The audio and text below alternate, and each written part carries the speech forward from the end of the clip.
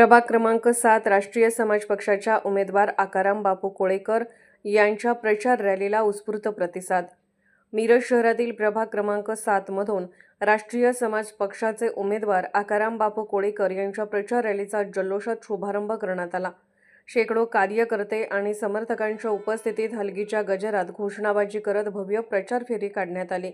या प्रचार रॅली दरम्यान उमेदवार आकाराम कोळेकर यांनी प्रभागातील नागरिकांशी थेट संवाद साधत त्यांच्या समस्या जाणून घेतल्या। पाणी पुरवठा, रस्ते, ड्रेनेज, स्वच्छता आदी मूलभूत प्रश्न सोडवण्यासाठी विकास कामांच्या ठोस आराखड्याच्या जोरावर निवडणूक लढवणार असल्याचे त्यांनी स्पष्ट केले। सर्वसाधारण गटातून उमेदवारी असलेल्या आकाराम बापू कोळेकर यांना प्रभागातील नागरिकांकडून भरघोस पाठिंबा मिळत असल्याचे चित्र या रॅलीतून दिसून आले।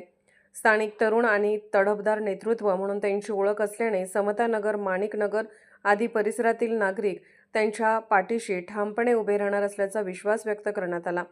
राष्ट्रीय समाज पक्षाच्या लिफाफा या निवडणूक चिन्हासमोरील बटन दाबून आकाराम बापू कोळेकर यांना मोठ्या मताधिक्याने विजयी करण्याचे आवाहन यावेळी कार्यकर्त्यांनी केले। मी प्रभाग क्रमांक 7 मधून मागासवर्गीय ब गटातून ही निवडणूक लढवत आहे। माझी निवडणूक ही धनशक्तीच्या विरोधात जनशक्ती अशी माझी प्रमुख निवडणूक लढवणं आहे।